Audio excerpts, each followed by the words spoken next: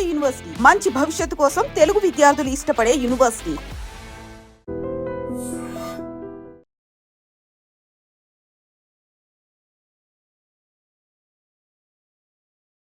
ఈ ట్రోలింగ్ చేసేటప్పుడు trollers psychology, troller మాత్రం ఎప్పుడు అవతలని సీరియస్గా తీసుకోడు. ఎందుకంటే మీరు నోటీస్ చేయండి, అవతల వాడికి కూడా he knows is one of the many people. మీరు ఒకే ఒక్కడు కామెంట్ చేయడానికి 100 మంది 1000 మంది కామెంట్ చేయడానికి చాలా తేడా ఉంటుంది. మీరు గుంపులో గోవింద అయిపోతారు అక్కడ. యూనో, సో ఇప్పుడు మేమందరం ఒక క్లాస్ రూమ్లో వెనకాల కూర్చుని చాక్ పీస్లు ఇస్త్రీ లేకపోతే ఏదో కామెంట్లు చేసి అరిస్తే, not that we really think lecturer కోపం వస్తుంది, ఆయన హర్ట్ అవుతున్న ఉద్దేశం కాదు. We are just lost in our, that is eco system by itself. దానికి వేరే దాంతో సంబంధం ఉండదు.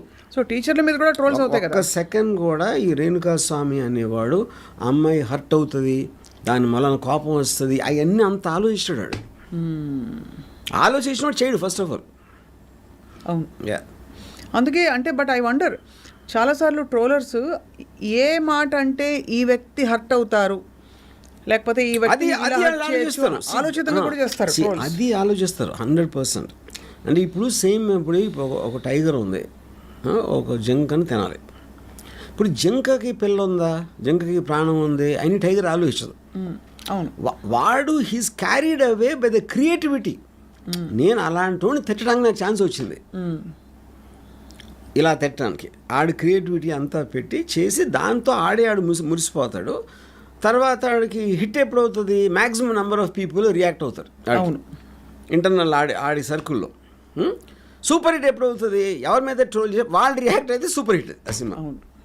That is how it works. So react అయ్యి ఎంగేజ్ అయ్యాక అది ఎక్కువ అవుతుందా మీ, అంటే మీ ఎక్స్ట్రాపోలేషన్ మీ దీని ప్రకారం తగ్గుతుందా? ఇది ఇప్పుడు మీరు రియాక్ట్ అయ్యారు అనుకోండి, మీకు మేబీ ట్రోల్స్ పెట్టారు, అవును అని మీరు తలప్పగించేసి రియాక్ట్ అయ్యారు, లేదు మాట్లాడుకోండి ఎంత కావాలంటే అంత అని, వాడికి ఇంట్రెస్ట్ పోతుందా? ఆడంత చూసి దాన్ని రిజిస్టర్ చేస్తున్నాడు. ఎందుకంటే వాళ్ళు మోస్ట్లీ పనిలో ఉంటారు.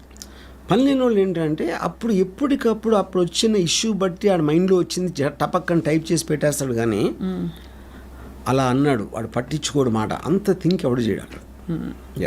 సో బేసికల్లీ నాకు అర్థమవుతుంది ఏంటంటే మీరు అనడం ట్రోలర్స్ పనిలేని బ్యాచ్, ఈ పనిలేని బ్యాచ్ పట్ల రియాక్ట్ అవుతే ఇదిగో ఇతని కేసులో అయినట్టు, పవిత్రాకి అయినట్టు, అలాగే తను వెళ్ళి ఎస్కలేట్ చేసి ఆ తర్వాత అతనే పాపం అన్యాయంగా ఇంతమంది ఫ్యామిలీస్, ఇప్పుడు పాపం రేణుకాదాస్ అతను ఎంత ట్రోలర్ అని ఆ టైంలో వాళ్ళ కోపం వచ్చినా పాపం అతని ఫ్యామిలీస్ అట్ రిస్క్ కదా సార్ ఇప్పుడు.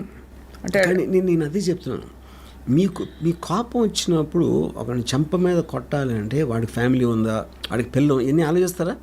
Because you're consumed by your anger. Correct. At the time మీకు గుర్రం కళ్ళు వేసినట్టు అది వేరేది ఇంకా కనపడదు. ఆలోచించినప్పుడు మీరు చేయరా పని అసలు. అది నేను చెప్పేది.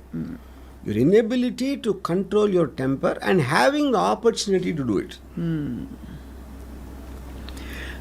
బట్ జస్ట్ థింకింగ్ ఇక్కడ ఈ పర్టికులర్ కేసులో ఇతను యాక్టర్ పేరు మర్చిపోయాను సార్, దర్శన్ చాలా ఆఫ్ బీట్ నేమ్ కాబట్టి, యాక్టర్ దర్శన్ తన ఉన్న స్టార్డమ్ని, తనకుండే ఫ్యామిలీ సిచ్యువేషన్ని ఏమవుతుందో రిపర్కషన్స్ ఆలోచించకుండా కేవలం పవిత్ర చెప్పింది కాబట్టి రియాక్ట్ అయిపోయాడంటే పవిత్రను ప్రొటెక్ట్ చేయడానికా, లేకపోతే అతన్ని ఇన్వాల్వ్ చేశారని కోపం వచ్చి ఉంటుందా?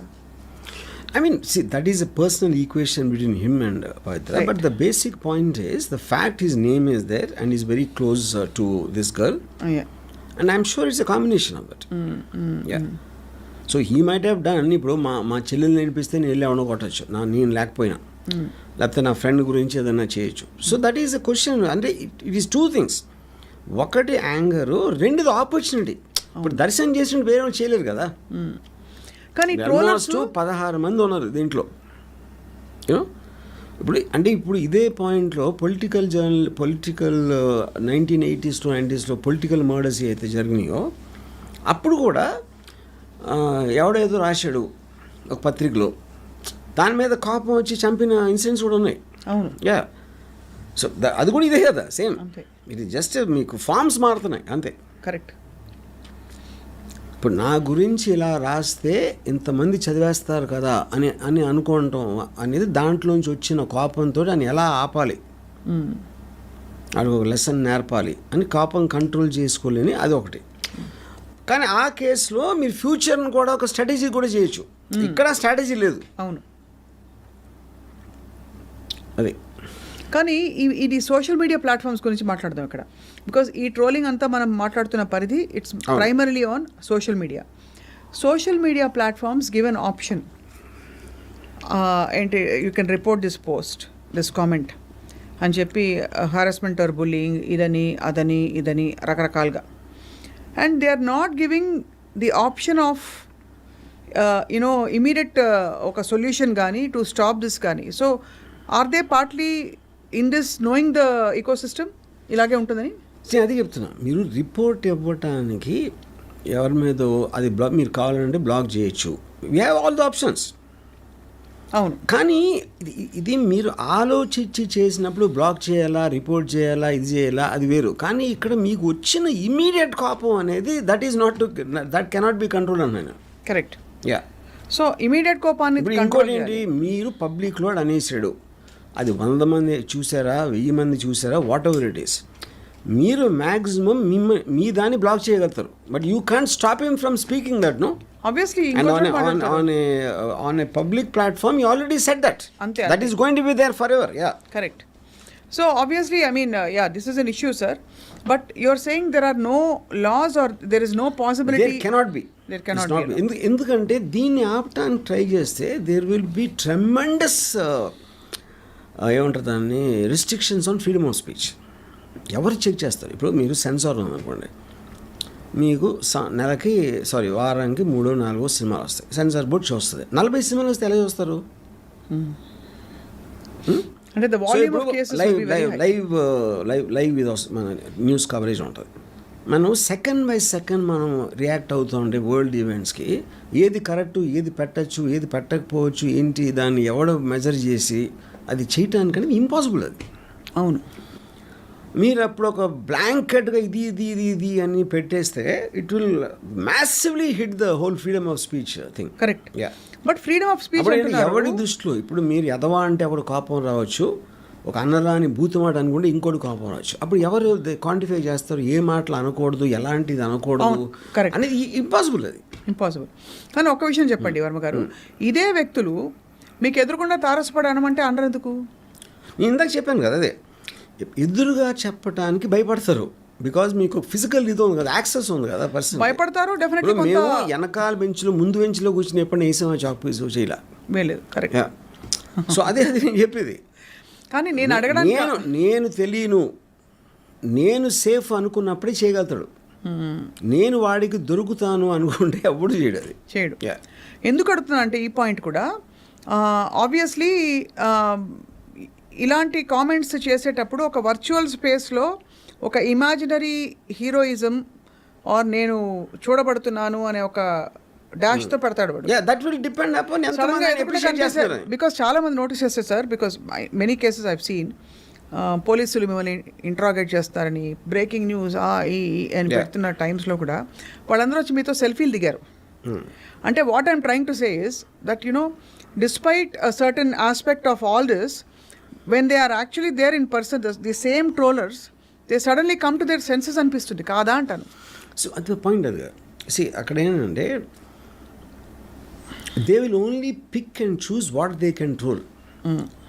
Anything which is not suiting to the troll they will conveniently ignore that aspect. Correct. Media కూడా అదే చేసేది. అవును, అంతే. సో ఇప్పుడు పోలీసులు ఎప్పుడు చెప్పలా. ఇప్పుడు for example if you look at that famous drug case, చార్మిని, జగన్ని అందరిని పిలిచారు కదా, police never said they had drugs. వాళ్ళు ఎప్పుడు వీళ్ళ దగ్గర డ్రగ్స్ పట్టుకున్నాం అది ఏమీ చెప్పలా. Everything is speculated by the media. అవును. ఓకే. అప్పుడు ఏంటి, అరే వీళ్ళందరూ డ్రగ్స్ తీసుకుందాను అందరూ everybody is all over the place. అవును. చివరికి ఏమైంది ఏమవలా. కరెక్ట్. ఎందుకంటే they go by the process. అవును. ఇప్పుడు నన్ను పిలిచారు, okay, it was like a civil. ఎందుకంటే they did not charge me, they did not say that is అనే చేసేసాడు అని మీడియా స్పెక్యులేషన్. అది అవును. వాళ్ళే చెప్పేసారు ఇలా అవ్వలేదంటే మళ్ళీ వాళ్ళే ఆశీర్పోతారు అవతల వాళ్ళు చెప్పకుండా. అది కంప్లీట్లీ డిఫరెంట్ బాల్ గేమ్. అది speculation and conspiracies. Coming back to trolling, ఇప్పుడు అంటే the least the best example I can give is if you was ignored none of this would have happened అన్నాను. అబ్సల్యూట్లీ అది establish beyond doubt. అంటే a nobody was good for nothing bum, ఆడికి సంబంధం లేని విషయంలో ఎవరికో కోపం తెప్పించి ఎందుకు కోపం వచ్చిన మాత్రం చంపాలంటే అది వేరే section, that is a completely different department. ఎందుకంటే మీరు ఒక అన్నామకుడు ఆడెవడో జస్ట్ నాకు తెలిసి ఆడు 10,000 ఎంతో ఉన్నట్టు జీతం, స్కూటర్ మీద రేణుకా స్వామి, వాళ్ళంటి వాడి మీద మీరు పగ తీర్చుకుని మీ 10 ఏళ్ళు మీరు జైల్లో కూర్చుంటే అది అసలు దాన్ని ఏమంటారు మీరు? I think it is stupidity. కానీ కోపం అనేది ఎమోషన్ కాబట్టి స్టూపిడిటీని కూడా కేర్ చేయదు. బట్ మీరు ట్రోలర్స్ మైండ్ సెట్ గురించి మాట్లాడారు. యాక్చువల్గా నేను ఒక ట్వీట్ పెట్టాను సార్. ఇప్పుడు ఏంటి, దర్శన్ కారు కూడా ఆ బాడీ ఉన్న కారు వెనకాలకి వెళ్ళి అది సీసీటీవీ ఫుటేజ్ దొరికి ఇవన్నీ చూస్తే ఇప్పుడు స్క్రీన్ ప్లే అయిపోయిన తర్వాత సినిమా తీస్తారు, అది లెక్క ప్రకారం అది జరగాలి.